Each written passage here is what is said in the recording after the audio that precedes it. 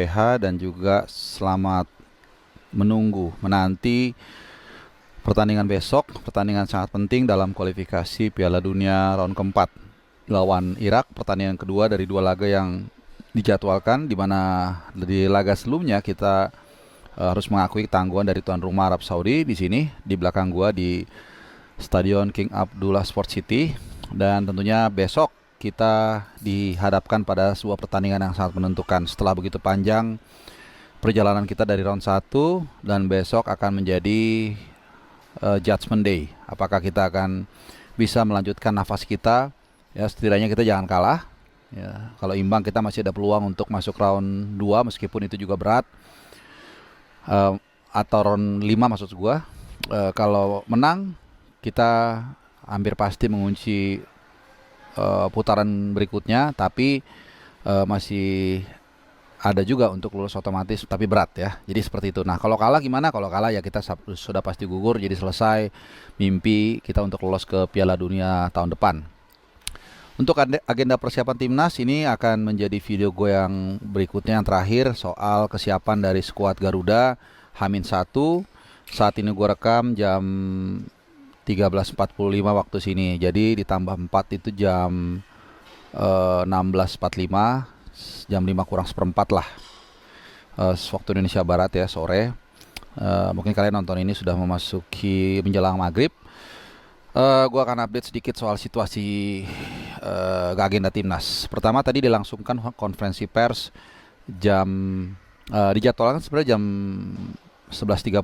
Jadi jam 11 itu segmennya Irak, dihadiri oleh Graham Arnold. Lalu setengah jam kemudian, jam setengah 12 itu sesinya tim nasional kita. Dan kemudian nanti sekitar jam 7 malam itu sesi official training terakhir menjelang menghadapi Irak ya. Jadi latihan resmi terakhir. Jadi gua sengaja nunggu di sini di The Village, di mall yang paling dekat dengan stadion, sambil nunggu nanti mendekati malam untuk kita akan merapat untuk melihat juga kesiapan dari para pemain kita dan juga pelatih. Belum tahu apakah ada doorstop atau enggak. Yang pasti kita kembali ke konferensi pers tadi, di mana Patrick Kluivert diberondong sejumlah pertanyaan. Sayang, gua nggak dapat kesempatan untuk bertanya, tapi nggak ada masalah. Gua akan beberkan di sini beberapa standing point kunci yang dilontarkan oleh coach Patrick Kluivert. Yang pertama, konferensi pers dibuka dengan statement dari Patrick Kluivert, dan by the way ditemani sama Kevin Dix ya. Dan ini sesuai dengan perkiraan gua di video sebelumnya, bahwa Kevin Dix yang akan menemani konferensi pers kali ini. Jadi Patrick Kluivert mengatakan bahwa hasil kemarin bukanlah hasil yang kita inginkan, dan besok juga bukan pertandingan yang mudah. Jadi intinya skuad ini harus siap-siap, dan kita dibilang begini, kami sudah siap dan kami harus menang besok gitu. Karena memang seperti yang gue sebutkan tadi, satu-satunya jalan untuk kita bisa bertahan adalah seri, minimal seri, dan kalau bisa menang. Seri pun kita sangat sulit ya, karena kita berharap Irak kalah di laga berikutnya menghadapi Saudi dengan skor atau margin lebih dari 1 gol. Ini pun tergantung kita kalah dari Irak. Intinya kita repot lah kalau sampai seri apalagi kalah. Jadi ya itu sebuah kalimat template sebenarnya yang pasti akan dilontarkan oleh setiap pelatih yang akan bertanding. Nah, yang menarik adalah ada salah satu wartawan yang bertanya soal planning atau strategi yang ditampilkan rencananya oleh Patrick Kluivert, dan dia mengatakan rasanya it's crazy if I reveal my strategy now gitu. Besok akan bisa dilihat setelah pertandingan apa yang akan saya lakukan gitu. Ya, memang benar juga sih. Jadi nanya strategi sebelum pertandingan itu, apalagi secara belatan gitu ya, secara vulgar, yang nggak akan mungkin dijawab oleh pelatih seperti itu ya. Dan dia bilang, kalaupun saya punya strategi ini masih akan saya simpan dan besok akan saya tunjukkan, seperti itu. Kemudian soal salah satu wartawan juga, rekan gue juga dari bola.com, dia bertanya mengenai kemungkinan dipasangnya Justin Hapner dan Rizky Ridho. Ini kan terkait dengan komposisi pemain kemarin yang bikin kita semua kaget ya. Bahkan ada salah satu info A1 juga yang mengatakan bahwa federasi ini juga kaget ya dengan apa ya, dengan komposisi yang ditampilkan. Dan ada rumor, bukan rumor sebenarnya, ini ada statement yang mengatakan bahwa mereka bahwa para pelatih Belanda ini beralasan mereka nggak enak untuk kalau menampilkan semua pemain diaspora gitu. Jadi makanya dia menaruh Beckham Putra, kemudian Yakob Sayuri, Ricky Kambuaya, dan juga Mark Locke ya. Walaupun Mark Locke hitungannya kan dalam tanda kutip bukan pemain bukan pemain lokal gitu, pemain diaspora. Gue bukan membeda-bedakan, tapi ini pernyataan yang gue dengar. Sebenarnya ini adalah sebuah alasan yang lebih kayak excuse sih, karena kan kita sepakat ya kalau kita tidak membedakan para pemain itu baik lokal maupun juga diaspora. Ya kalau memang yang berkompeten itu pemain siapapun itu, ya mainkan aja gitu. Kita nggak akan melihat dia dari A, dari B, dari C, mau semuanya pemain diaspora maupun semuanya pemain Super League pun kalau memang deliver hasilnya positif, ya kita nggak akan mempermasalahkan kan gitu kan. Kita udah sepakat semuanya ini WNI kan, seperti itu. Nah tapi ya kita nggak tahu. Jadi sebenarnya aku pengen tanyakan ya, apakah Anda memilih pemain itu ada pengaruhnya dia pemain diaspora atau enggak gitu. Karena ini yang gue dengar. Nah ini sayang gue nggak dapat kesempatan bertanya. Malah mayoritas yang dikasih itu lucunya adalah wartawan dari Irak gitu. Sementara dari Indonesia cuma 3 orang, dan itu pun hanya satu yang mendapat kesempatan gitu. Ini satu cerita aja di dalam ruang konferensi pers biar teman-teman tahu. Oke, terkait dengan satu info yang mungkin bisa gue share, dan ini paling penting dan mungkin paling kalian tunggu-tunggu adalah soal kebugaran pemain. Kalau Ole kalian sudah bisa ngeliat sendiri kemarin, sudah bisa main 10 menitan kalau nggak salah, atau 15 menit gue lupa. Pokoknya di pertandingan lawan Saudi dia main lumayan lah di babak kedua akhir. Dan soal apakah dia bisa starter atau enggak, tetap menurut gue kecil kemungkinannya. Tapi mungkin dia akan bermain lebih banyak lagi, tergantung situasi dan kondisi.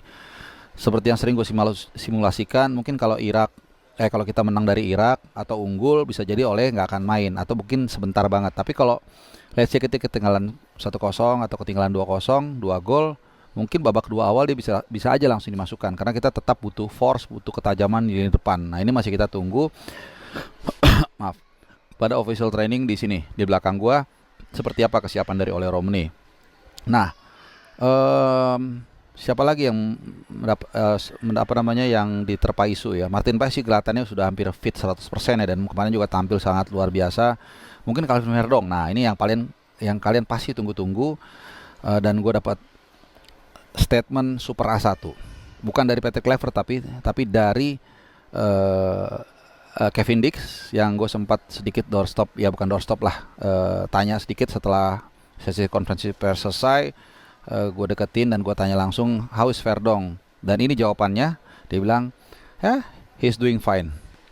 Itu jawaban yang terlontar dari bulutnya Kevin Dix. Ya kita berharap tentunya Kevin Dix bisa tampil, bisa fit enough untuk bermain pada laga besok. Tapi sekali lagi nanti sore menjelang malam bukan sore, kita akan pantau lebih dekat lagi, kita update lagi kondisi terakhir dari Calvin Verdong. Ya mudah-mudahan gue bisa dapat, dan gue akan usahakan dapat gambar yang update supaya kita mungkin bisa menganalisa. Karena kemarin kita beberapa kali kan berhasil juga menganalisa situasi oleh Romani, di mana dia saat pemanasan terpisah, tapi begitu jogging dia gabung. Artinya kan memang ada sesuatu, tapi ya rasa-rasanya nggak ada peluang dia untuk main, dan terbukti dia main sekitar 15 menit seperti yang gue sampaikan tadi di awal.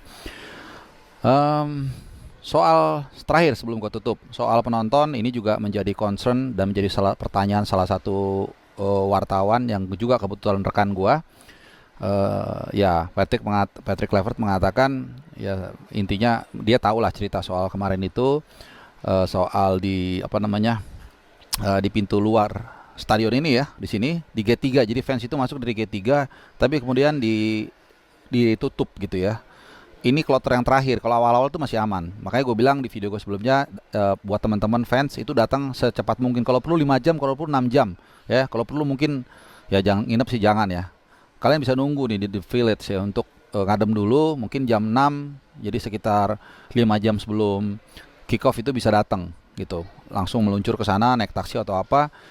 Itu tadi supaya menghindari hal-hal yang tidak diinginkan gitu. Karena kalau kemarin dari pengalaman gua datang agak lumayan awal, 4 atau 5 jam sebelumnya, itu relatif aman, kita bisa masuk nggak ada masalah. Tapi setelah itu yang mendekati 2 jam atau 1 jam sebelum pertandingan, itu yang menjadi masalah ya. Walaupun tentunya kita juga minta nih dari PSSI untuk ya menegur lah atau menotis apa yang terjadi di lapangan kemarin jangan sampai terulang di situasi besok ya teman-teman semua. Untuk sementara gua update ini dulu, nggak usah terlalu panjang lebar. Kalau ada yang menarik lagi gua akan share ke kalian. Terima kasih, stay safe dan tetap sisakan ruang untuk ikhlas. Adios. Auto itu aja channel.